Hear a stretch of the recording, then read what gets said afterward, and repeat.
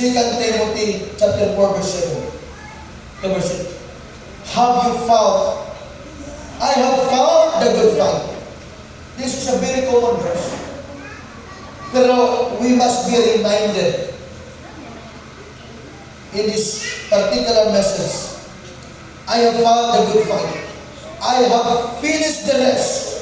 I have given the faith. Now there is no store for me the crown of righteousness which the Lord, the righteous judge, will award to me on that day. And not only to me, but also to all who have longed for His appearing. Ang koruna sa Diyos din lang para nimo at pag-alang sa tanan na nangandoy sa iyang pagbalik. Therefore, mangandoy ka na di lang kita ang gantihan o koronahan sa Ginoo. Appeal ang imong pamilya. Amen. Appeal ang imong silingan. Appeal ang imong amigo, amiga, igsoon. I have found. Amen? I have found the good fight. I have finished this. I have kept the faith. Iyon si Pablo. I considered my life worth nothing to me. Acts 20 verse 24. I have considered my life worth nothing to me until I finish the rest to testify the gospel of grace. Gikonsider na itong kunglingon na walay mahimo, walay bili, hantod matuman ako ang trabaho. Bisan pa dahil ikaw ang pinakadato, ikaw ang pinakailado, ikaw ang nagkomposisyon. Pero kung wala ka diha sa trabaho sa Ginoo, wala si Pablo, your life is nothing. I consider my life worth nothing. Walay bili. Mahimo lang binilhon kung nakay kinuha ang pangandon to finish the rest. So therefore, I have found the good fight. Unsa ba imong gi-fight karon igsoon? Ha?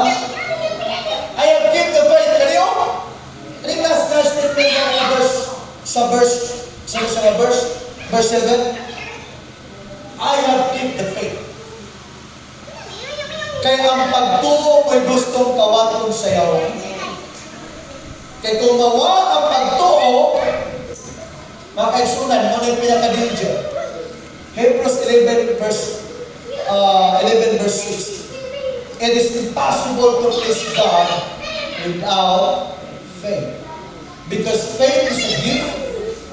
Faith is, faith is the source. And because of faith and through faith, you can please the Lord. Ang magtuo ay makalipay sa iyo.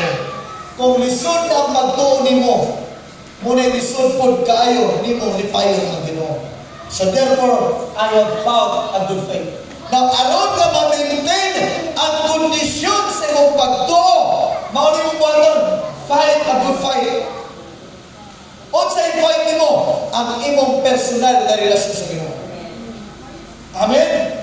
Ang imong relasyon, mao ni imong gipinsaan. Mao na trabaho sa kaway, mawala imong gana sa Ginoo. Kaya kung mawala imong gana, wala ko'y gana mo simba. Mao na imong i-fight. Kinangan matag Domingo, dasig ka. Amen? Matag adlaw, dasig ka nga mamumok. Kaya kung wala dali na, delikado kung hinay-hinay o kakabantay, kaya gitawag nilang termite strategy. Kapano mo ng termite strategy? Mura nagbukbuk ba? Kabantay mo ng kaway kibukbuk, tanaw ni mo mura digon ba? Kung imo ng uyugon, wala, hungaw na. O sigitano pa, hungaw na kamaturan. Nga naman, gibukbuk na, ginay-hinay o kutkot, ginay-hinay o kutkot, o kalit mulukapa na. Ikta mo sugot anak. Meaning, lipon ang imong pundasyon. Dili pwedeng anayon ang atong pundasyon.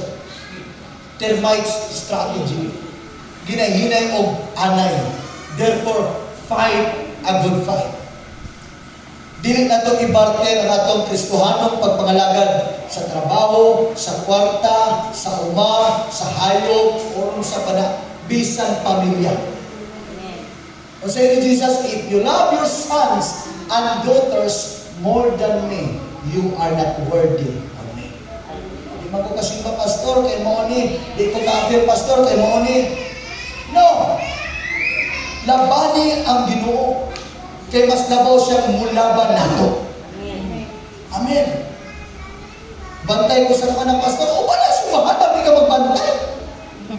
Amen. Wala, amin ninyo, wala kayo pwedeng irasman mo sa Ginoo, di ka kalaban niya. Wala kayo pwedeng gawaton sa Ginoo. Why? Because God is life. He is the life. Kita gikan kita sa Ginoo. Kung ang Ginoo atong tagaag dakong importante, mas tagaan kag dakong importante niya. Amen. Palakpakan natin siya. Now,